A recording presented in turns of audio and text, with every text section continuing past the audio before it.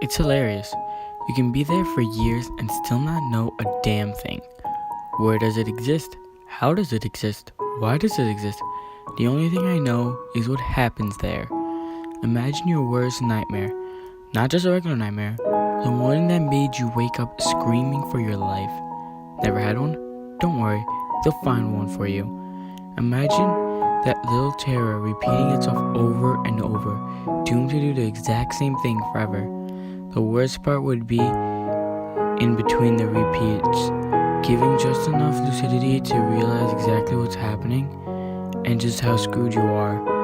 Congratulations, you have a general understanding of hell, mine at least. But wait, if you know what's like, how am I typing this in the living world? Well, I don't really know either. Another day, another repeat. I was being burnt alive with my limbs slowly being pulled apart. You know, the usual. In an instant, I felt like everything surged to a stop. The flames halted, their feast flourishing, heat replaced by a cold draft. The room melted into a mess of colors. Hideous screaming slammed my ears. To my left was one wall and now a dark, huge pathway. Well, didn't have to tell me twice to run like hell. Fun fact, did you know a damn spirit can run for hours on end down an endless hallway, even when they hear demonic voices beckoning them back?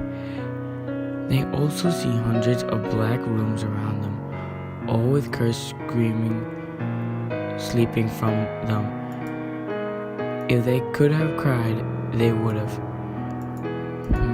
My run ended when I slammed into a gate. Factually, I unlocked it and locked back.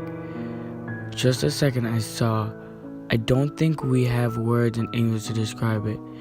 Let's just say it was very, very fast, very pissed. Luckily, I was faster to close the gate on the other side and keep running. It felt different. The cave was cold and wet, a pleasant for an eternity heat.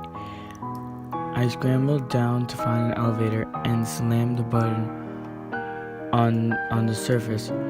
Seeing the brilliant surprise after the darkness was the most awe-inspiring thing any human can witness.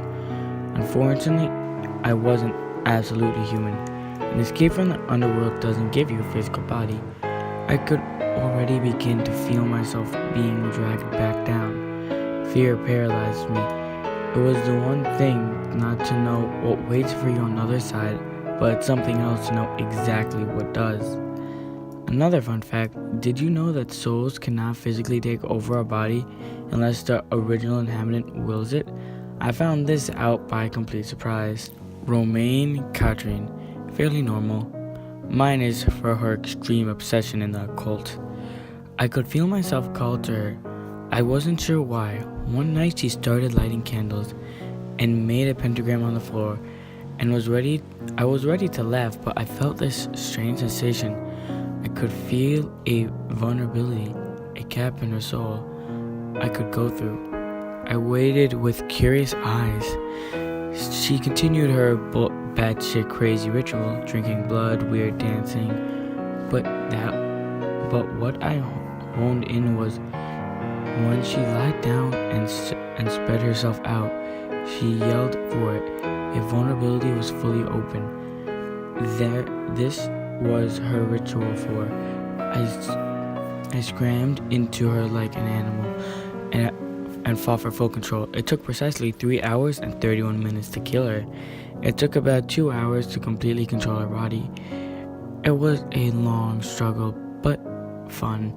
I've never killed someone by the inside before. I pondered what the purpose of my escape was. I'm thinking it was to continue my work. It was unfair how quick it ended. Anyway, I was so close to creating a masterpiece. Well, I hope you enjoyed my little tale.